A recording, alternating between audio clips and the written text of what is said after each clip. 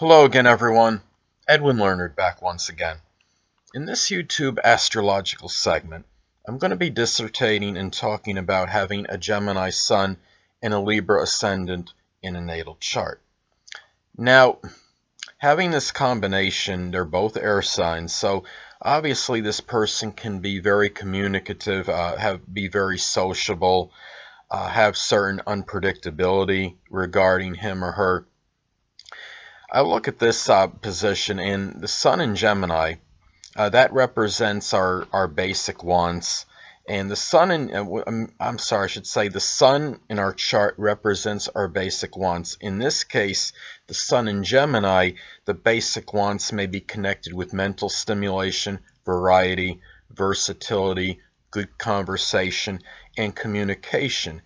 And the Libra rising can show in this example the manner or method in which one attains these wants. So this could be done as far as mental stimulation. Perhaps it comes through a significant other, through partnerships in general. It could be Libra-like things such as the law, such as things connected with the judicial system as far as mental stimulation goes.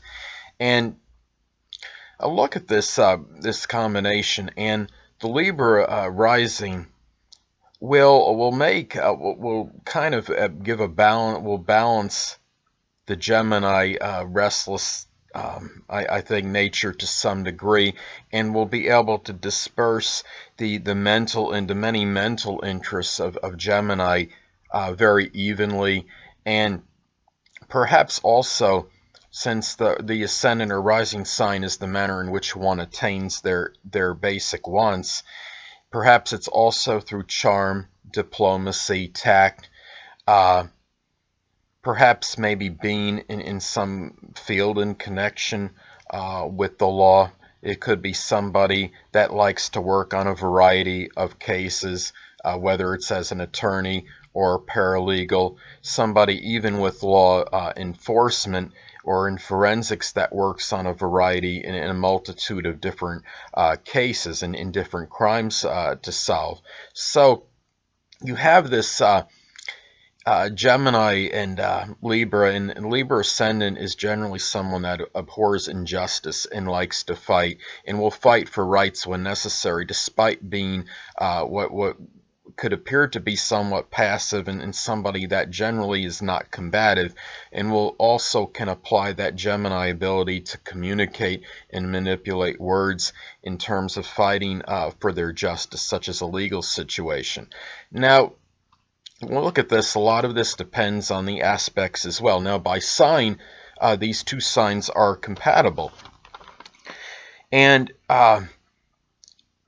in many cases, there will be a trine aspect between the Sun in Gemini and Libra Ascendant. Now, for example, let's say somebody has the Sun in Gemini at 11 degrees, and they have their Libra Ascendant at 13 degrees. Well, this would integrate very well. It forms a trine aspect, and these energies are harmonious and will work even better than otherwise indicated. Now, in some cases, though, you could have an out-of-sign inconjunct. Let's take the Sun in Gemini at 1 degree and a Libra Ascendant at 29 degrees. Now, it's still favorable by sign, but it does make an inconjunct aspect. And when you have an inconjunct or an adverse aspect in your chart, this can cause some tension and exasperation, and could also have some feelings of being misconstrued or misunderstood, because this person may feel that their outer self, their outer demeanor represented by the ascendant is strongly different than their inner self, which is their sun sign.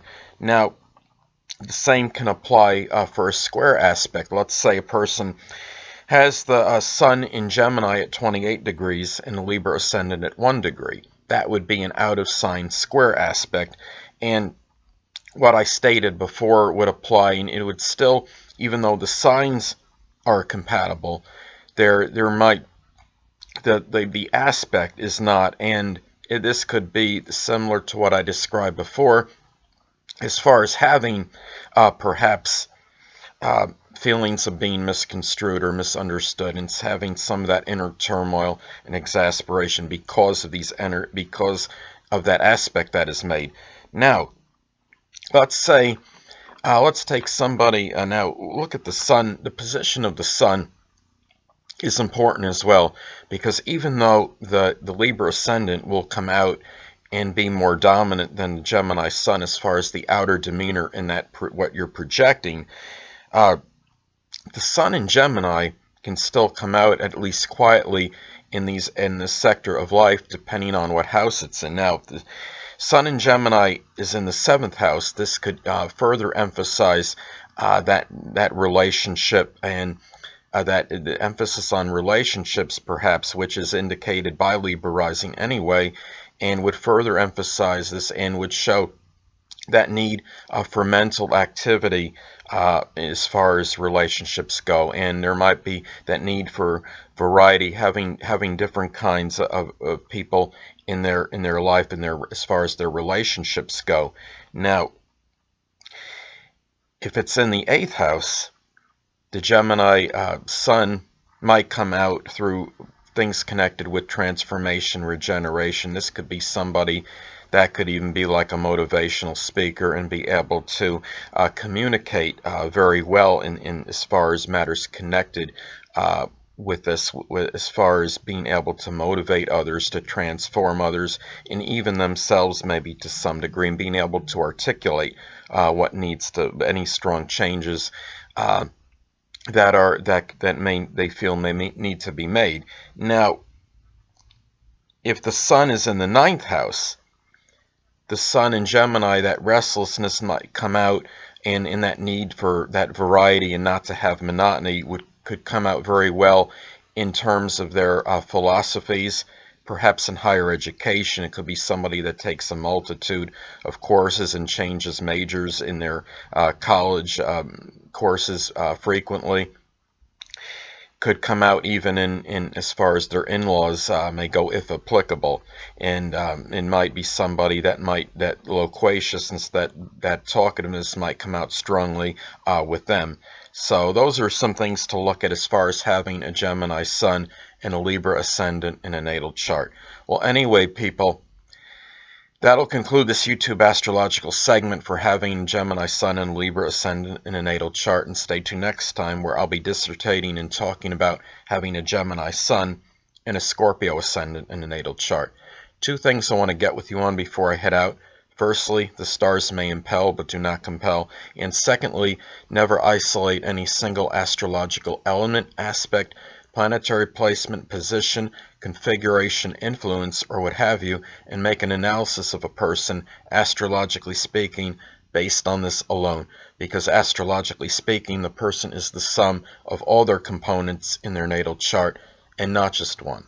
Until next time, people, stay well.